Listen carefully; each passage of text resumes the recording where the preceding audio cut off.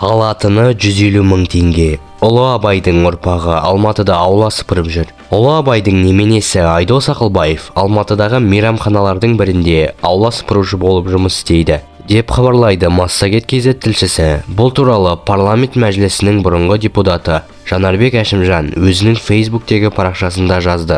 Алматының Арбатындағы мәлім мейрамханалардың бірінде аула сыпырушы болып жұмыс істейді екен. Еңбек ақысы 150 мың теңге. Осыны естігенде жанымыз жүдеп, көңіліміз алай-дүлей болып кетті. Айдос ағамыздың жұмысы сағат 16:00-де аяқталады екен. Білінер білінбес себезгілеп жауып тұрған жаңбырда тоқтаған. Үйіңізге дейін шығарып салайық деп едік, қарсы болмады. Аз уақыт күттік. Шағындау дорбасын көтеріп шықты. Тиісті мекенжайға алып келдік. 5 қабатты көне үйдің 5-ші қабатында бір бөлмелі үйде зайыбымен тұратынын айтты. Адамзаттың ойшылы атанған ұлы бабамыздың ұрпағы осындай әлеуметтік тауқыметте жүргені ұлттығымызға, елдігімізге сын емес пе, деп жазды Жанарбек Әшімжан. Айдос ұлы Абайдың тұңғышы Ақылбайдан тарайды. Шежіре бойынша Абай, Ақылбай, Әлімқұл, Бахфор, Эрнест, Айдос. Айдостың 1971 жылы дүниеге келген Данияр есімді інісі бар. Даниярдың Дана, Камила, Меруерт есімді 3 қызы бар.